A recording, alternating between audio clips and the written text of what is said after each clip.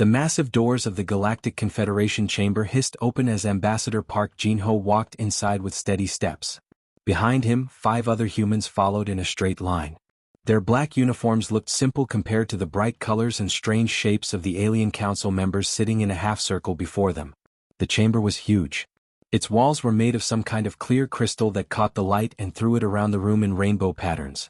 12 different species sat on raised platforms, looking down at the human delegation like judges in a courtroom.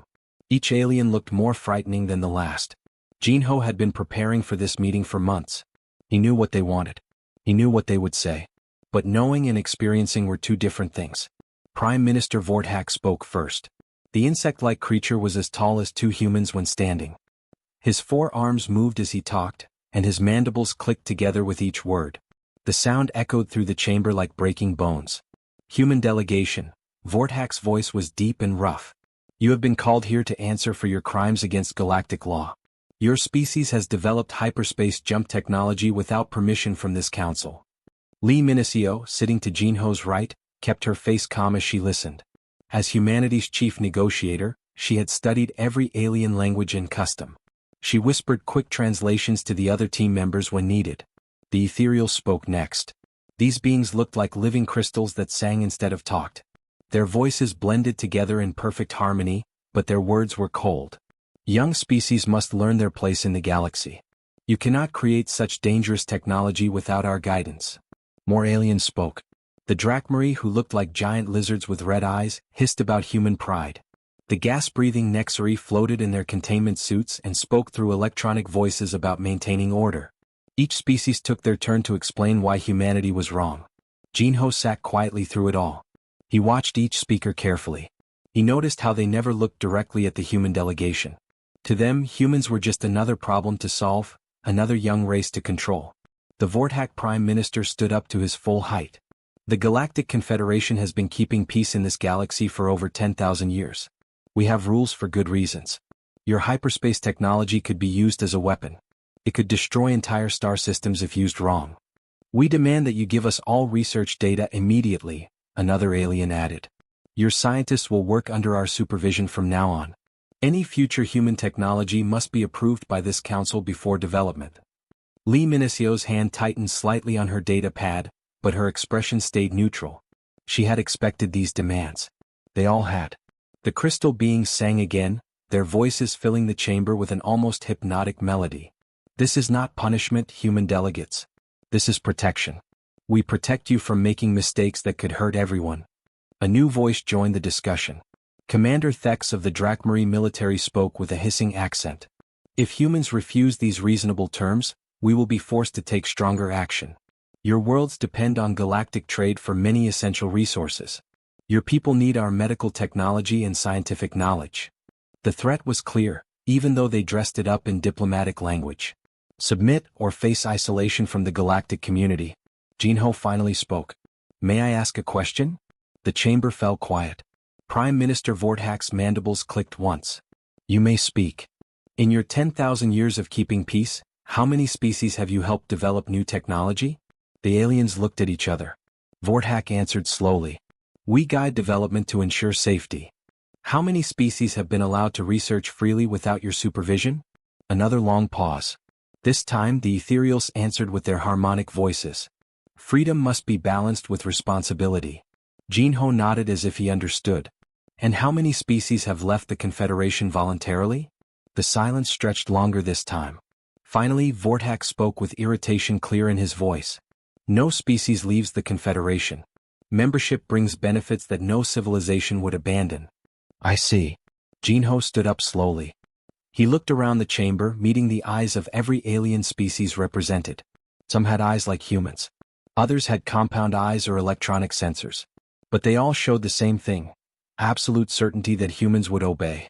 Ambassador, you have not yet given your response to our terms? The ethereals sang with slight impatience in their harmony. Jin-ho gathered the documents in front of him with careful movements. He placed them in his briefcase and closed it with a soft click. The sound seemed very loud in the quiet chamber. Lee Minesio and the other humans stood up as well. They moved with the same calm precision as their ambassador. Ambassador? Vorthak demanded. Your answer? Jin-ho looked directly at the insect-like creature. When he spoke, his voice was quiet but clear enough for everyone to hear. "We respectfully decline your terms." The words hit the chamber like a physical force. Aliens shifted in their seats. Electronic translators buzzed as they processed the unexpected response. "You decline?" Vorthak's voice rose with disbelief. But Jinho was already walking toward the exit. The other humans followed him in perfect formation. Their footsteps echoed in the crystal chamber as they moved away from the alien council. Behind them, voices erupted in a dozen different languages. Demands, threats, and shocked exclamations filled the air. But the human delegation did not stop walking. The massive doors closed behind them with a final hiss, leaving the Galactic Confederation to face something they had never encountered before. A species that simply walked away.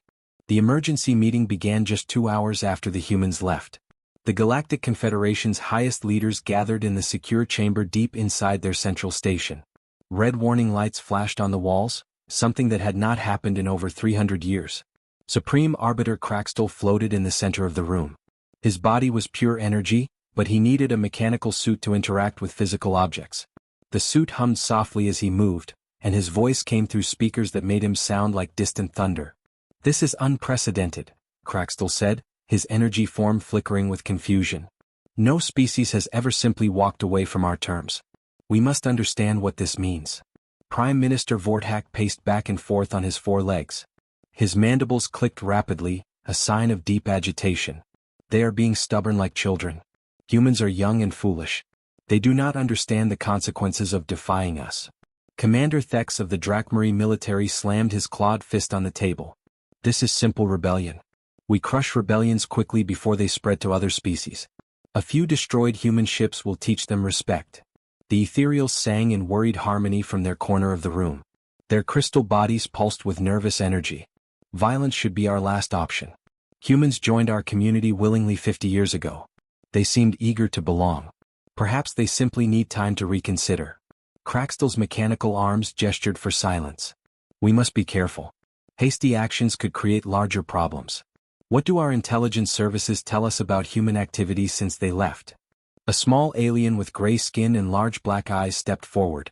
This was Agent ZYX from the Confederation Intelligence Division. He carried a data pad that glowed with recent reports.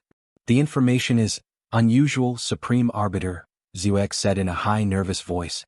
"Human colonies are not showing signs of panic or preparation for surrender. Instead, they are implementing something called Protocol Omega." "What is Protocol Omega?" Vorthak demanded. ZYX looked uncomfortable. "We do not know. The term does not appear in any of our databases about human civilization. Our spy networks have never encountered this protocol before." The room fell silent. The idea that humans had secrets the Confederation did not know about was deeply disturbing to the assembled leaders.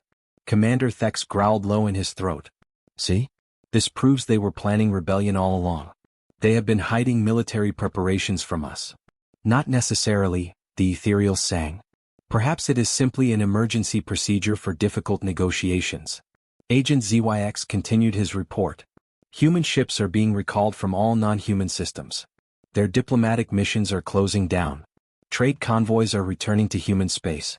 Within the last 6 hours, we have detected almost no human activity outside their own territory."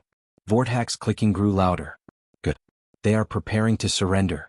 When their people start demanding food and medical supplies we provide, their leaders will have no choice but to return." "How long do you estimate this will take?" Craxtel asked. 3 months at most," Vorthak answered confidently. "Humans depend heavily on our quantum processors for their computers. Their medical technology relies on ethereal healing crystals. Without galactic trade, their civilization will start breaking down within weeks." The ethereals added their agreement in harmonious tones. "Humans are social creatures.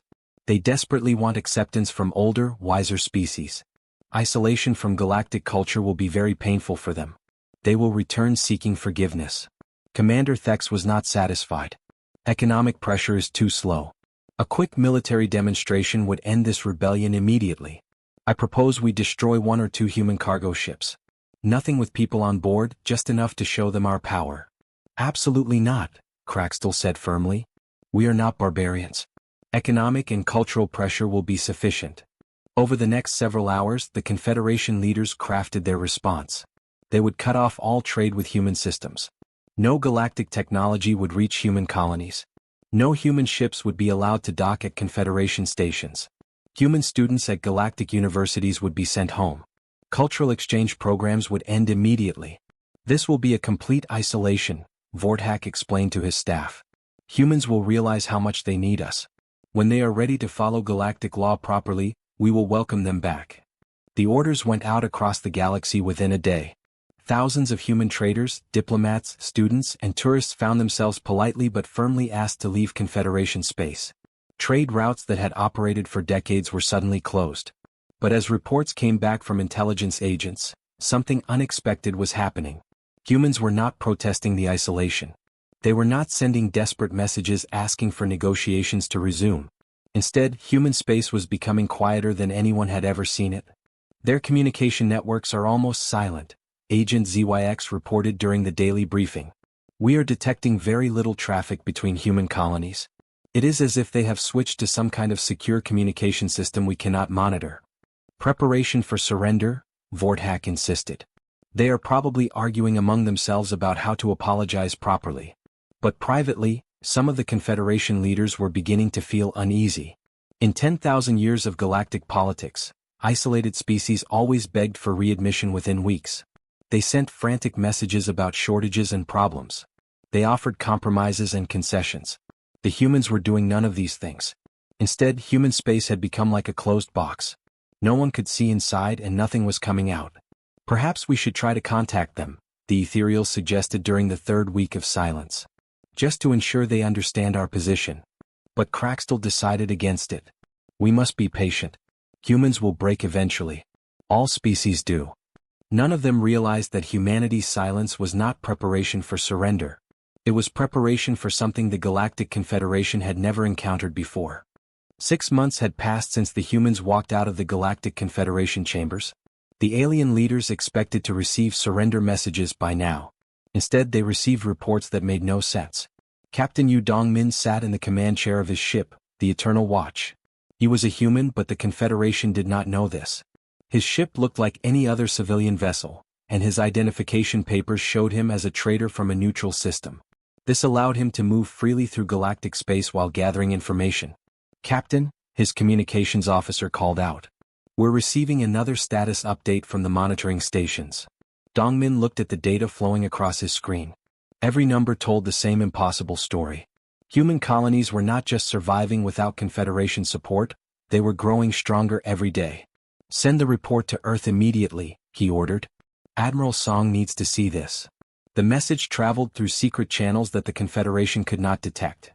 Within hours, it reached Admiral Song Haijin in her office deep beneath the surface of Earth. She was a small woman with gray hair, but her eyes were sharp and intelligent.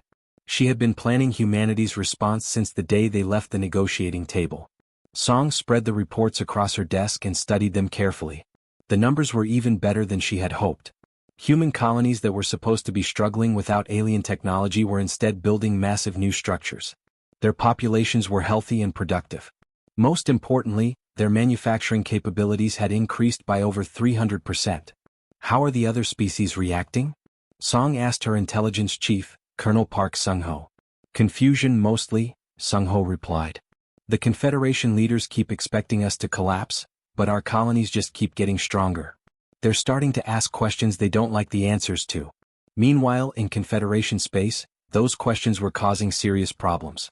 Prime Minister Vorthak paced in his private chambers, his mandibles clicking with nervous energy. The reports from his spy networks made no sense. "How can they be thriving?" he demanded of his intelligence minister. "Humans depend on our quantum processors. Their medical technology needs our healing crystals. Without galactic trade, they should be begging for readmission by now." His minister, a smaller insect-like creature, shifted uncomfortably.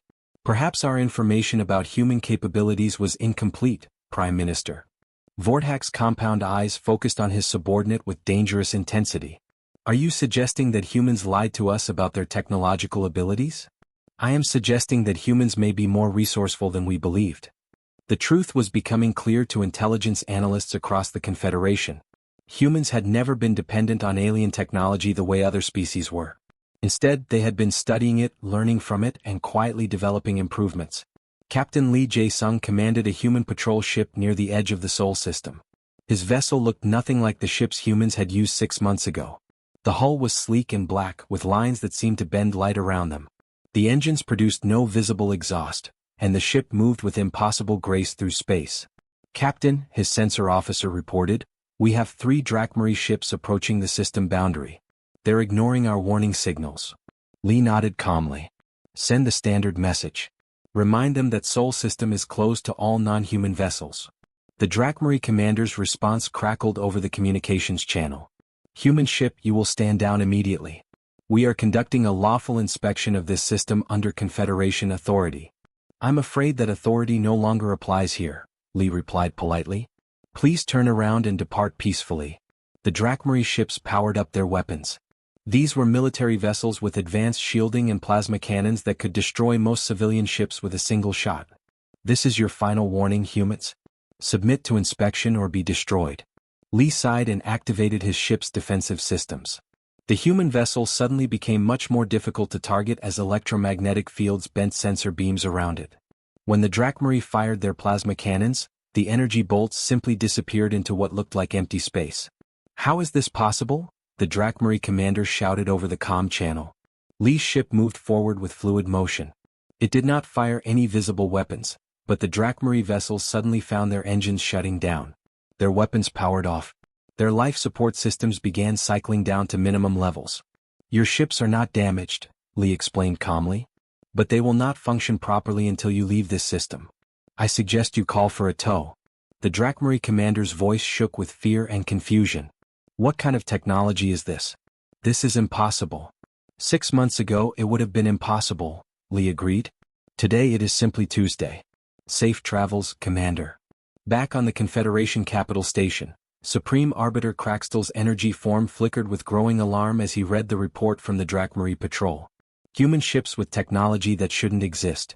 Weapons that could disable Confederation vessels without causing damage. Defensive systems that made human ships nearly invisible to sensors. "How did they develop this so quickly?" he asked Agent ZYX. The small gray alien looked terrified. "We believe they have been working on these technologies for much longer than we realized. The isolation may have simply given them time to complete projects they had already started." Craxtel's mechanical shell hummed with increasing energy output. "You mean they were prepared for this? They knew we would cut off trade." Before ZYX could answer, a message arrived addressed to the Confederation Council. It was from Ambassador Park Jin-ho, the human who had walked out of their chambers 6 months ago. The message was short and simple: "You mistake our desire for friendship as weakness. History will correct this error." As the words echoed through the council chambers, the alien leaders began to realize they had made a terrible miscalculation about human nature. 2 years had passed since the humans walked away from the Galactic Confederation. The galaxy was no longer the same place it had been before that fateful day. Changes were happening everywhere, and the alien leaders were finally beginning to understand the magnitude of their mistake. Dr. Lim Jae-wook stood before the Earth Council in the underground meeting chamber beneath Seoul. He was a tall man with kind eyes, but today those eyes held a mixture of satisfaction and concern. As humanity's leading expert on alien psychology, he had spent years studying how different species thought and reacted. "President Han, council members," he began, activating the holographic display behind him. "I have completed my analysis of the Confederation's behavior during our isolation period." President Han Yuri leaned forward in her chair. She was a woman in her 50s who had led Earth through the most challenging period in human history. "What have you discovered, Dr. Lim?" "The aliens made a fundamental error in understanding human nature," Lim explained. Charts and graphs appeared in the air, showing technological advancement curves. They assumed we were like every other species they had encountered. When faced with isolation and pressure, most species become weaker and more dependent. Humans do the opposite. The data was remarkable. In just 2 years, human technology had advanced more than it had in the previous 50 years of galactic membership. Every challenge the Confederation had thrown at them had pushed human scientists and engineers to find new solutions. "When they cut off our quantum processors, we developed better ones," Lim continued. "When they denied us healing crystals, we created medical devices that surpass anything the Ethereals ever made. Every sanction they imposed became a problem for us to solve, and we solved every single one." Council member Kim Tae-ho raised his hand. "But surely this level of advancement came at a cost?" Our people must have suffered during the transition. Lim smiled. Actually, our quality of life has improved across all human colonies. Necessity drove innovation, but it also brought our communities closer together. We rediscovered skills and knowledge that we had forgotten while depending on alien technology. Meanwhile, far from Earth, Captain Bei Minyoung was experiencing the results of that innovation firsthand. Her ship, the New Horizon, glided silently through space near the galactic rim. This region was considered uninhabitable by Confederation standards, too far from major trade routes, too dangerous for conventional vessels. But the New Horizon was not a conventional vessel. Its hull was made from materials that human scientists had developed to replace Confederation alloys. Its engines used principles that made faster-than-light travel possible without the exotic fuels that aliens required. "Captain," her communications officer called out, "we're receiving a signal from the Calax system. It's the same species we contacted last month." Minyoung nodded. "Put them through." The alien face that appeared on her screen was unlike any species in the Confederation. The being had blue skin and silver eyes, with features that seemed both ancient and wise. "Captain Bei," the alien spoke in careful English, "I am pleased to report that our people have voted to join your human accord. The technology you shared has already improved life for millions of our citizens." This was the 17th species in 6 months to make the same decision. Word was spreading throughout the outer regions of the galaxy about humans who offered genuine partnership instead of domination. "We are honored by your trust," Minyoung replied. "Our engineers will arrive next week to help install the new communication systems. Unlike the Confederation, we believe in sharing knowledge freely." Back in Confederation space, the alien leaders were receiving reports that filled them with growing dread. Agent ZYX stood before Supreme Arbiter Craxtel with a data pad full of disturbing intelligence.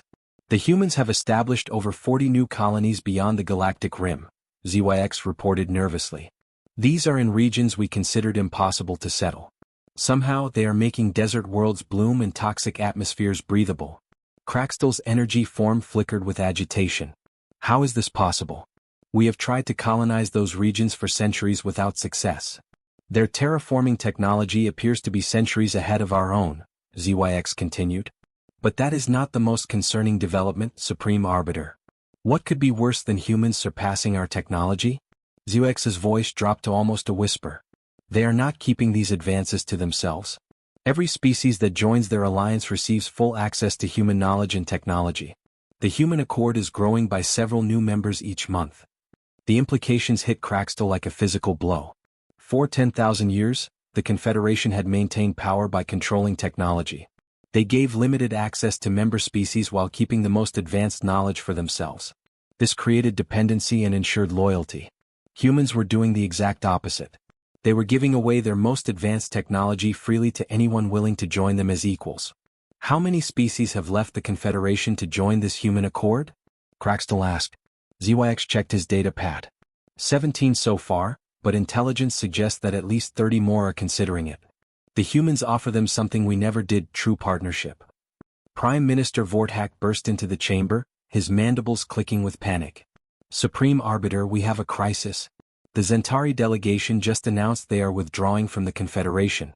They say humans have offered them fusion technology that will solve their energy problems forever." The Zentari were one of the Confederation's oldest and most loyal members.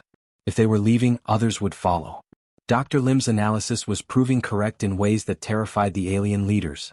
Humans had not become weaker when isolated. They had become stronger, more innovative, and more dangerous than any species the Confederation had ever encountered.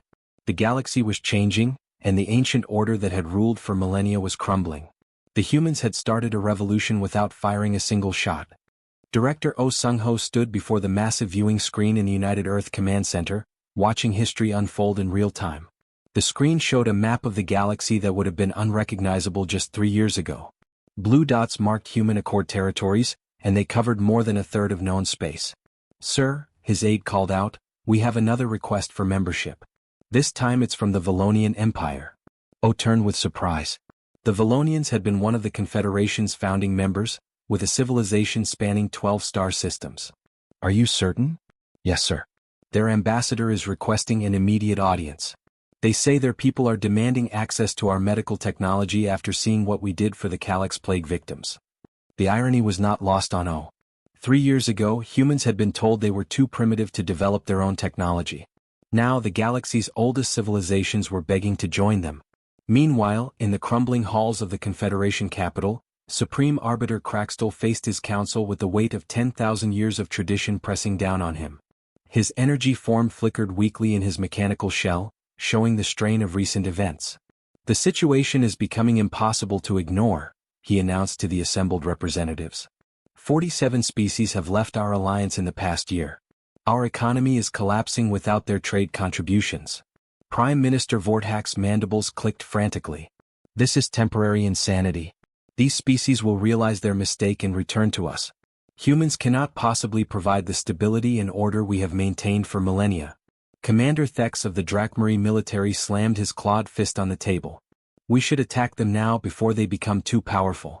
Our combined fleets can still defeat the human accord." "With what fleets?" Craxtel asked bitterly. "Half of our military species have joined the humans. The other half are considering it. We barely have enough ships to patrol our remaining territories."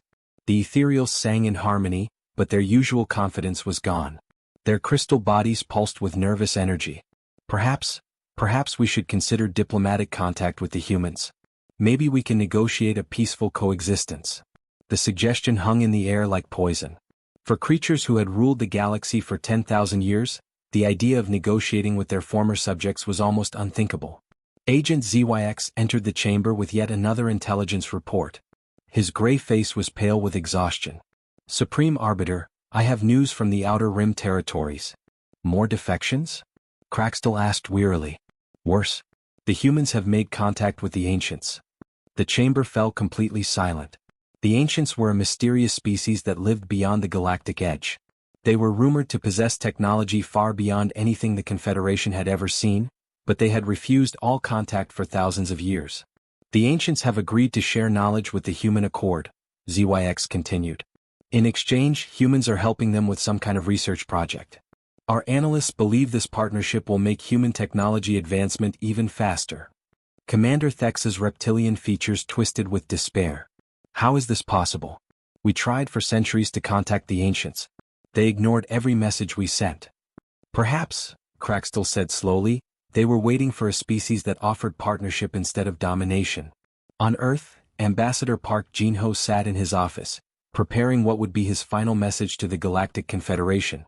The man who had walked away from their ultimatum 3 years ago had become the voice of a new galactic order. He activated the recording device and spoke directly to the camera. His voice was calm and confident, but there was sadness in his eyes for what might have been. "To the leaders of the Galactic Confederation," he began, "I am sending this message as a courtesy, not as a negotiation. 3 years ago, you demanded that humanity surrender our independence and submit to your authority. Today, I want you to understand what that demand has cost you." He paused, gathering his thoughts. "We offered friendship and sought mutual growth. You demanded submission and called it order. You believed that threatening us would make us weak and dependent.